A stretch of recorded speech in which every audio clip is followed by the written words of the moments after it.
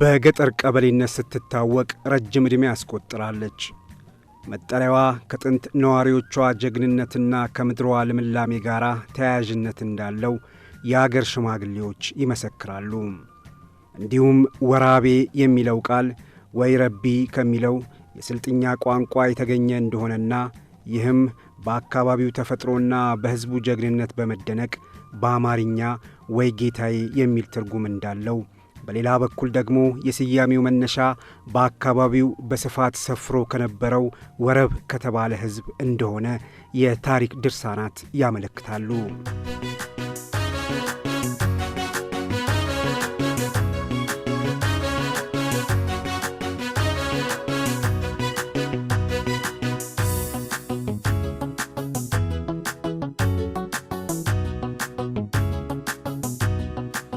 ዛሬ ደምቃ እየወጣች ያለችው የስልጤ ዞን አስተዳደር ዋና ከተማ ወራቤ የዛሬ 10 ዓመት ምንም የሌለባት ባዶ ሜዳና ለዓይን የማይገቡ ጥቂት ጎጆዎችና ቆርቆሮ ቤቶች ብቻ የነበሩበት ነው ቢባል አይታመን ይሆናል።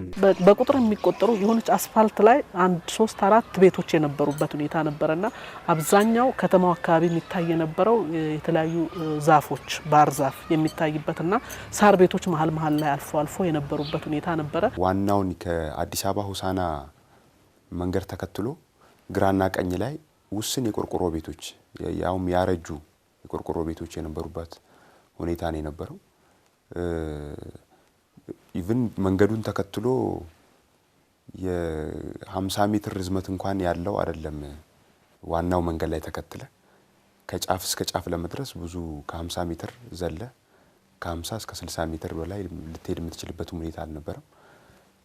እንደ አንድ መተላለፊያ አካባቢ እንጂ በወቅቱ በነበረው ሂደት ላይ ከተማ ብለህ የምትወስደው አይደለም።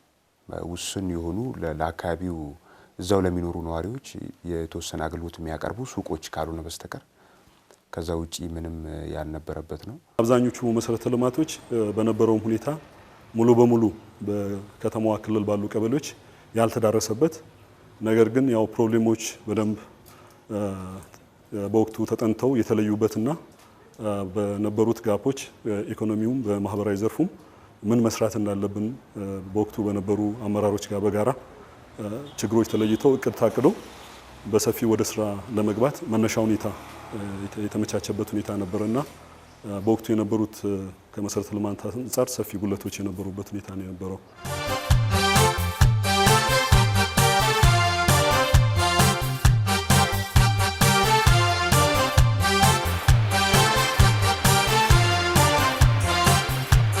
አዴ ከጨይ ባላሽ ስልጤ ሁለሃይ ባላሽ አዴ ከጨይ ባላሽ ስልጤ ሁለሃይ ባላሽ ከገጠር ቀበሌነት የስልጤ ዞን ርዕሰ መስተዳደርነት የታጨችው ሚያዝያ 23 ቀን 1993 የተደረገውን የስልጤ ብሔረሰብ የማንነት ህዝበ ውሳኔ ተከትሎ ነበረ።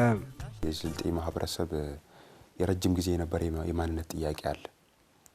በራስን በራስ የማስተዳደር አካባቢን የማልማት የረጅም ጊዜ ጥያቄ የነበረበት ነው። በየአካባቢው አገር ቤትም ያለው ከዛ ውጪም በተለያዩ ከተሞች በንግድና በተለያየ እንቅስቃሴ የነበረው የስልጤ ማህበረሰብ ማንነቱ እንዲከበርለት ጥያቄ ሲያቀርብ የነበረበት ሁኔታ ነው የነበረው። ይሄ ምላሽ ሲያገኝ ተመሳሳይ የሆነ አስተሳሰብ ተፈጥሯል በህብረተሰቡ። በቃ መልማት አለብን የሚል አካባቢያችን ሄደን ማልማት አለብን የሚል ተመሳሳይ አስተሳሰብ በሁሉም ዘንድ የተፈጠረበት ሁኔታ ነው የነበረው።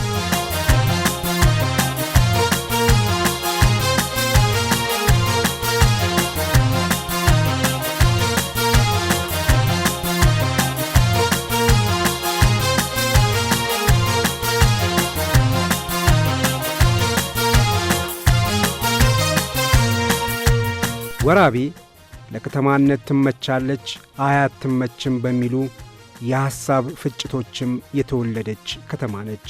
ዞኑ ለስልጤ ሕዝብ ማዕከል የሆነ ቦታ ላይ የት ይቀመጥ ተብሎ ሲባል ለግራ ቀኙም ላለው ስልጤ በማዕከልነትም ነው የተመረጠችው። በማዕከልነትም ሁለተኛ ከአዲስ አበባ ሌሎች እስከ ወላይታ በነበረው መንገድ መነሻ አድርጎ ሌላ ግራ ቀኝም አልቾ እዚህ ዳሎቻ አዘርነት በዚህ በዋናው ከተማ የሚገናኝ ነው። አልቾ ደግሞ በዚህ በራሱ መንገድ አለው፣ ዳሎቻም እንደዚሁ። ስለዚህ በዛን ጊዜም የነበሩ መንገዶች ስለነበረ በዛ መልኩ ነው የተመረጠችው። ወራቤ በዋና ከተማነት ብትመረጥም ምንም አይነት መሠረተ ልማት ባለመኖሩ እስከ 1995 ዳሎቻ ከተማ በጊዜያዊነት የዞኑ መቀመጫ ሆና እንድታገለግልና ወራቤ የመሠረተ ልማት ትግሏን እንድትጀምር ተወሰነ። በዚያን ወቅት ይችን ትንሽ መንደር ወደ ዞን ከተማነት ለመለወጥ ፈታኝ ነበረ። የሕዝቡ ትብብርና የአመራሩ ጥንካሬ ባይኖር የኤሌክትሪክ ኃይል፣ ውሃ፣ ትራንስፖርትና ምቹ መጠለያ በሌለበት የመንግሥት ሠራተኛውን ወራቤ ገብተ ሥራ፣ ባለሀብቱን ደግሞ ወራቤን አልማ ብሎ ማስተባበር ከባድ መሆኑ አያጠያይቅም። ማስተር ፕላን ጠይቀን ከተማዋ ፕላን እንድታገኝ ያደረግንበትና ያን ካደረግን በኋላ አመራሩም ለልማት ቁርጠኝነት የነበረው ስለነበረ ሕዝቡም አካባቢ የልማትም ጥማት ጭምር ስለነበረበት ምንም አይነት እንከን ሳያጋጥመን በአርሶ አደር መሬትነት ይዞታ ስር የተያዘ መሬት ነበረና ያን መሬቱን ሰጥቶን ህብረተሰቡ መኖሪያ ቤት የሚገነባ መኖሪያ ቤት እንዲገነባ፣ የተለያየ የመንግስት ተቋማት መገንባት ያለባቸው እንዲገነቡ፣ የተለያዩ ኢንቨስት ማድረግ የሚገባቸው ሰዎች አመራሩም ጭምር ሎቢ አድርጎ እነሱን አወያይቶ በየአካባቢው ያሉ የስልጤ ተወላጆችን በማወያየት ወደ ከተማዋ ገብተው ኢንቨስት እንዲያደርጉ ያደረገበትና በአጭር ጊዜ ውስጥ ሁሉም ገብቶ ኢንቨስት ማድረግ የቻለበት ሁኔታ ነው ያለው። ለዚህ ያው ምቹ ሁኔታ የነበረው ህብረተሰቡ አካባቢ የባለቤትነት ስሜት የልማት ጥማትም ጭምር የነበረ ስለነበረ ይሄ መሬት የኔ ነው ማንም መውሰድ የለበትም ብሎ ችግር ሳይፈጥር መንግስት ባስቀመጠው ዳይሬክሽን መሰረት አንድ ግለሰብ መሬቱ ሲወሰድ ምን ያህል ነው ማግኘት ያለበት፣ እንዴት ነው ካሳ መከፈል ያለበት፣ እንዴት ነው ማመጣጠን ያለብን የሚለውን ተከትለን ስንሰራ እንኳን ምንም ችግር ሳይገጥመን ወደ ማልማቱ የተገባበት ሁኔታ ነው ያለውና በአጭር ጊዜ ውስጥ የዛኔ ትልቁን ህንጻ መንግስት መስሪያ ቤቶች እስከምንገነባ ድረስ ተብሎ ቆርቆሮ በቆርቆሮ ቤቶችን ሰርተን ነው አሁን ፋይናንስ ላይ አሁንም ድረስ አሉ እነዛ ቤቶች ፋይናንስ ቢሮ ላይ ትልቁን ግንባታ እስከሚያልቅ ድረስ ሰራተኛው እስከዛ ድረስ ማረፊያ አግኝቶ ቆርቆሮ በቆርቆሮ ግዛዊ ጽፈት ቤቶችን ገንብተን መስራት መቻል አለብን ብለን ፋይናንስ ላይ በተመሳሳይ ትምህርት፣ ጤና ላይ በተመሳሳይ ግብርና ላይ እንደዚህ ቆርቆሮ በቆርቆሮ ቤቶችን ሰርተን ወደ ስራ የገባንበት የመንግስት ሲቪል ሰርቫንቱን ወደዛ ማሳረፍ የቻልንበት እዛ ውስጥ ሆኖ ስራ ላይ እንዲሰራ ያደረግንበት ምንም ባልተመቻቸበት ጭምር ገብቶ ሲቪል ሰርቫንቱም የልማት የተሰማራበትን ስራ ስኬት ለማሳካት ትልቅ ርብርብ ሲያደርግ የነበረበት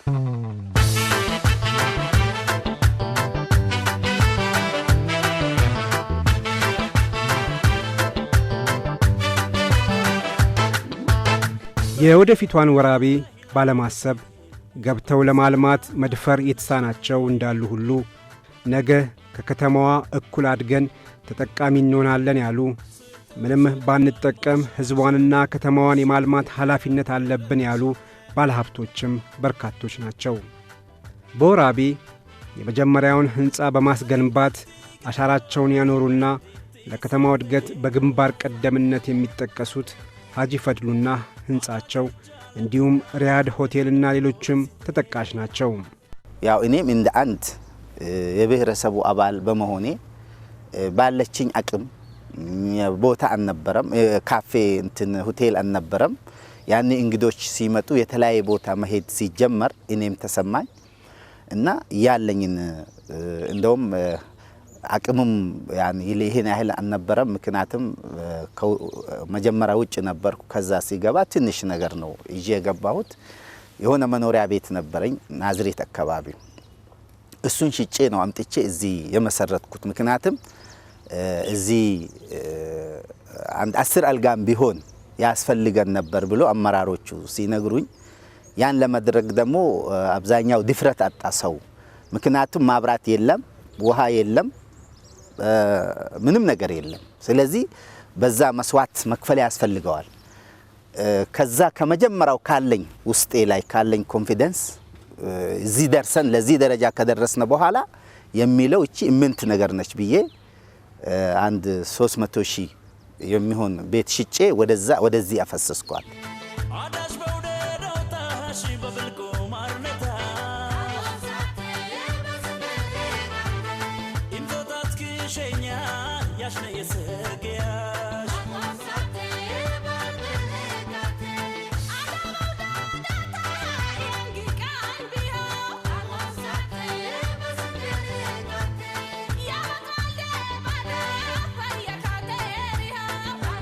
በ1995 ለአስተዳደራዊ የሚሆኑ የተወሰኑ መሠረተ ልማቶችን በማሟላት የዞኑ ዋና ከተማ ከዳሎቻ ወደ ወራቤ ተዛውሮ ዋና ከተማነቷን ተያዝ እንጂ እስከ 1998 በማዘጋጃ ቤት ደረጃ ነበር ትተዳደር የነበረው። የከተማውም የህዝብ ብዛት በዛን ወቅት ይህ ነው የሚባል ያልነበረበት ሁኔታ ከመሆኑ አኳያ ሰፊ የጅምር ስራዎች የተጀመሩበትና አጠቃላይ የከተማ አስተዳደሩን የማቋቋም የተለያዩ ሴክተር መስሪያ ቤቶችን የማደራጀት ራሱም የከተማ አስተዳደሩን መቀመጫ ማዘጋጃ ቤቱን እንደዚሁም ደግሞ ከተማ አስተዳደሩን የተገነባበት ወቅት ነበርና ያው ጅምር ስራዎች በዋናነት የተጀመሩበት ወቅት ነው የነበረው። በተለይ ብሔረሰቡ ተወላጅ የሆኑት ምንም ባልነበረበት ሜዳ ላይ ነው የነበረው።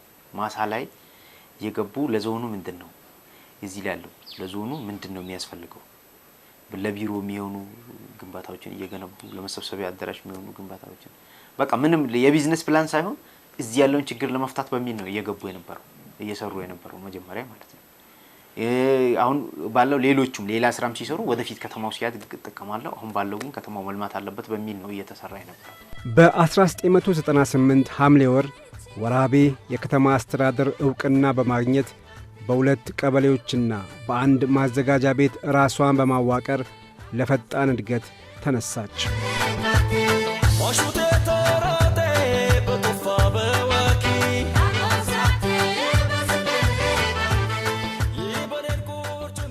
የወራቤ አስተዳደር የከተማ ዕውቅና ካገኘበት ጊዜ ጀምሮ በተለያዩ ማኅበራዊ ዘርፎችና ባለሀብቱን በማሳተፍ ከተማውን ከማልማት አንጻር በርካታ ድሎችን አስመዝግበዋል።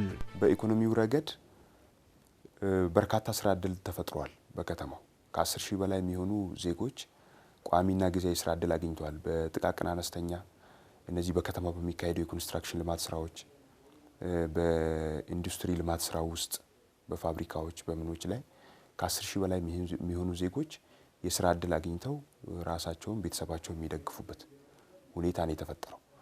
ከዛ ውጪ የከተማው የንግድ እንቅስቃሴም እንደዚሁ ከጊዜ ወደ ጊዜ እየጠነከረ የመጣበት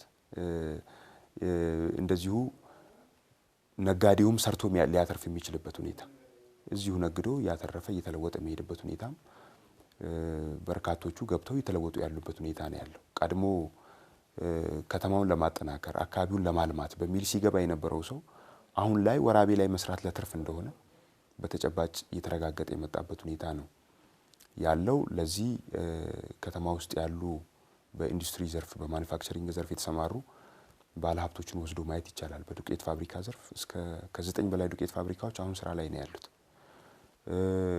ከ6 በላይ ፕሮጀክቶች ግንባታቸው የተጠናቀቀ ነው ያለው። የከተማ ማኑፋክቸሪንግ ዘርፍ በተለይ የዚህ የምግብ ማቀነባበሪያ ዱቄት ፋብሪካዎች በስፋት እየገቡ ነው። የከተማዋን ያው በዙሪያ ያሉ ፖቴንሻሎችን መነሻ በማድረግ ወደዚች ከተማ በብዛት እየገቡ ነው ያሉት። አብነት እንኳን አምናን ብቻ ወስደን ብናይ በ2006 14 ፕሮጀክቶች ናቸው ወደዚህ ከተማ የገቡት። ሁሉም ማኑፋክቸሪንጎች ናቸው። ለእድገታችን ቀጣይ አቅጣጫም ዋነኛ ማጠንጠኛ የሆነው ይሄው ዘርፍ ነው። ያው ግብርናውን ተሸክሞ ወደ ኢንዱስትሪ ለማሸጋገርም ማኑፋክቸሪንግን በልዩ ትኩረት መምራት አለብን ብለን እንቅስቃሴ እያደረግን ነው ያለው። በማህበራዊም ረገድ ብንሄድ እዚህ ከተማ ላይ አንደኛ ደረጃ ትምህርት ቤት ነው የነበረው። ከአንደኛ እስከ 8ኛ ክፍል የሚያስተምር አንድ ትምህርት ቤት ነው የነበረው። አሁን ላይ 5 አንደኛ ደረጃ ትምህርት ቤቶች አሉ። አንድ ሃይ ስኩልና መሰናዶ ትምህርት ቤት አለ። በዚህ ሁሉም ወላጅ ልጆቹን ወደ ትምህርት ቤት የሚልክበት የሚያስተምርበት ሁኔታ ነው ያለው። በዛ ወቅት ከዛሬ 10 ዓመት በፊት የነበረው ሁኔታ ከ1 እስከ 8 ትማራለህ። ከዛ በኋላ ወላጅ ወደ ሌሎች ከተሞች ልኮ የማስተማር አቅም ከሌለው ትምህርት የማቋረጥ ነው የነበረው ሁኔታ። በዛ ወቅት በጣም በርካታ ወጣቶች ትምህርታቸውን ያቋረጡበት ሁኔታ ነው ያለው። በዛ ወቅት ልጆቻቸውን ልኮ የማስተማር አቅም ያላቸው አንዳንዶቹ ተገደው የእርሻ በሬያቸውን ሽጠው የሚያስተምሩ የነበረበት ነው በዛ ወቅት። እኛም በዛ ሂደት ያለፍን ስለሆነ የዛ ጊዜ ምንም የሚረሳ ወቅት አይደለም። ስለዚህ በማህበራዊ ረገድ የተገኘው ጥቅም ቀላል ነው ተብሎ የሚወሰድ አይደለም። ከጤናም አንጻር አንድ የገጠር ክሊኒክ ነው የነበረው፣ በገጠር ደረጃ የነበረ። ያው አሁን ላይ ደረጃውን የጠበቀ ጤና ጣቢያ አለ፣ ሁሉንም አገልግሎቶች ሊሰጥ የሚችል ህብረተሰቡ። ከዛ ባለፈም የስልጤ ህዝብ በመላ እንደዚሁም የመንግስትም ትልቅ ድጋፍ ያለበት ሪፈራል ሆስፒታል ተገንብቶ አሁን በቅርቡ ስራ ሊጀምር ዝግጅት እየተጠናቀቀ ያለበት ሁኔታ ነው ያለው።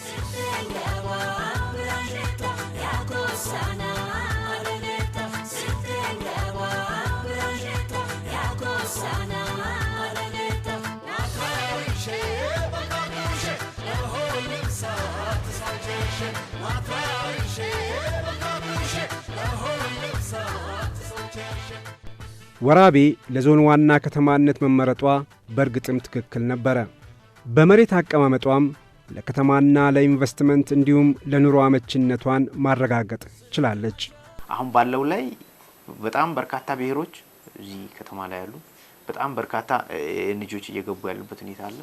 ማት አይነት የስራ እድሎች ያሉበት ሁኔታ ነው ያለውና አሁን ባለው ወራቤ ላይ ኢንቨስት ማድረግ ለኢንቨስተሩም ተጠቃሚነት ጭምር ነው። ያ ደግሞ በተጨባጭ አሁን ኢንቨስት ካደረጉ ሰዎች ያው ማየት የሚቻል ነው ያለው። የባህል መሰረት አለን፣ የቱሪስት መሰረት አለን። የዚህ አጠቃላይ ማቀፉ ወራቤ ከተማ ናት።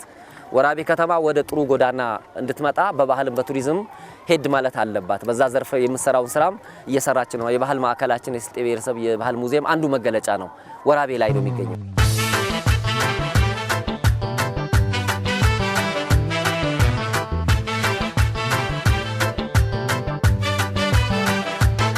ከዛሬ 10 ዓመት በፊት 1000 እንኳን የማይሞላው የከተማው ነዋሪ በእጅጉ አድጎ ለከተማዋ የገቢ ምንጭ እየሆነ ነው።